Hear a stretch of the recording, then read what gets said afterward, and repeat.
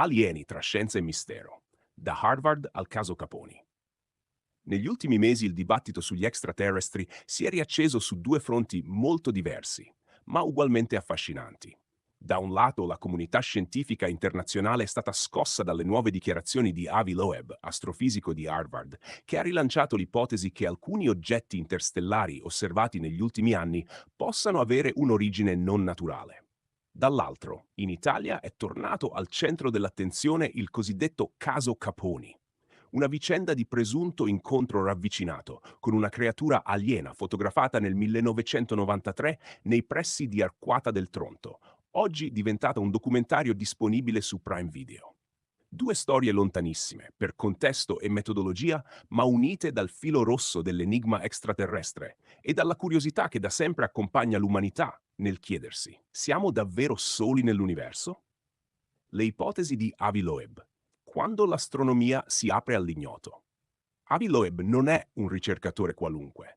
Per anni alla guida del Dipartimento di Astronomia di Harvard è conosciuto per la sua capacità di andare oltre gli schemi convenzionali e per la sua convinzione che la scienza non debba chiudersi davanti a ipotesi controverse, se sostenute da dati osservativi anomali. Già nel 2017 aveva fatto discutere con la sua interpretazione di Oumuamua, il primo oggetto interstellare mai identificato nel nostro sistema solare. Le caratteristiche insolite del corpo, la forma allungata, l'assenza di una coda di cometa, la strana accelerazione mentre si allontanava dal Sole, lo avevano portato a suggerire che potesse trattarsi non di una roccia o un frammento ghiacciato, ma di una sorta di sonda artificiale inviata da una civiltà extraterrestre. Di recente Loeb è tornato alla ribalta parlando di un altro oggetto, il cosiddetto 3I Atlas, che presenta anch'esso anomalie difficilmente spiegabili con i modelli tradizionali. Se fosse un semplice corpo roccioso, la sua massa sarebbe troppo grande rispetto a quella di altri oggetti simili, mentre la luminosità osservata farebbe pensare a superfici riflettenti non riconducibili a un asteroide comune. Per Loeb, questi segnali sono indizi che meritano di essere indagati senza pregiudizi. Non si tratta di affermare con certezza che ci troviamo davanti a manufatti alieni, ma di considerare plausibile l'ipotesi in attesa di dati più chiari.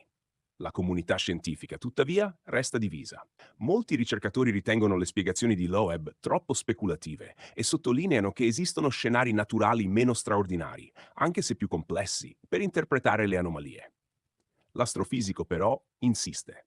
Liquidare l'idea, perché suona troppo fantascientifica, rischia di farci perdere opportunità di conoscenza. A suo avviso, la vera arroganza non è ipotizzare che l'universo possa contenere tracce di intelligenze aliene, ma pensare che noi siamo gli unici esseri capaci di sviluppare tecnologia.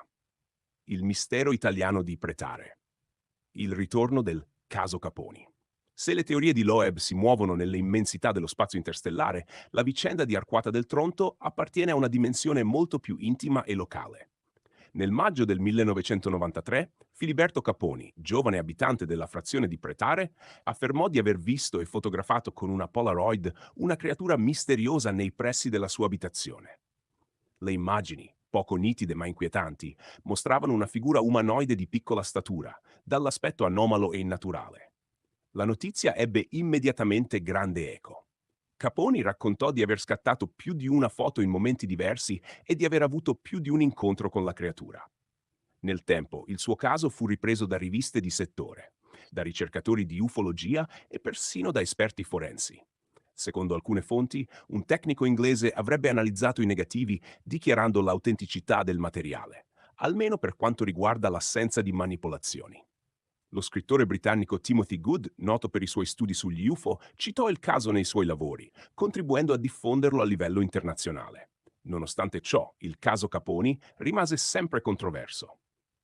Molti scettici sottolinearono l'assenza di prove fisiche concrete e ipotizzarono che le foto potessero essere frutto di un inganno, di suggestione o di una messa in scena. Per altri, invece, quelle immagini rappresentavano uno dei rari casi documentati di incontro ravvicinato con un essere non terrestre. A distanza di oltre 30 anni, la vicenda è tornata d'attualità grazie al documentario Alien Polaroid, The Final Truth About the Caponi Case. Diretto da Massimiliano Sbrolla, è disponibile su Prime Video. Il film promette di fare luce con nuove testimonianze, materiale d'archivio inedito e approfondimenti forensi, riaprendo il dibattito su uno dei misteri più discussi della storia ufologica italiana.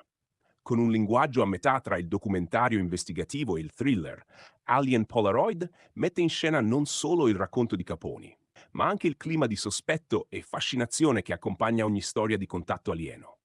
Due storie, un'unica domanda. Che legame c'è tra le speculazioni di un astrofisico di Harvard e le foto scattate con una Polaroid in un paesino dell'Appennino? Apparentemente nessuno. In realtà, entrambe le vicende testimoniano la stessa tensione dell'essere umano verso l'ignoto. Nel caso di Loeb, questa tensione si traduce in un invito a guardare con occhi scientifici, ma aperti gli oggetti celesti che non si comportano come dovrebbero. Nel caso di Caponi, prende la forma di una testimonianza personale che, vera o falsa che sia, continua a stimolare l'immaginario collettivo. Entrambi i casi mostrano il difficile equilibrio tra apertura mentale e rigore. Da un lato, c'è il rischio di lasciarsi trascinare dall'entusiasmo e vedere alieni ovunque. Dall'altro, c'è quello opposto di rifiutare qualunque anomalia solo perché sembra improbabile. La verità, come spesso accade, probabilmente sta nel mezzo. La scienza deve pretendere prove solide, ma la curiosità e la disponibilità a indagare restano il motore di ogni progresso.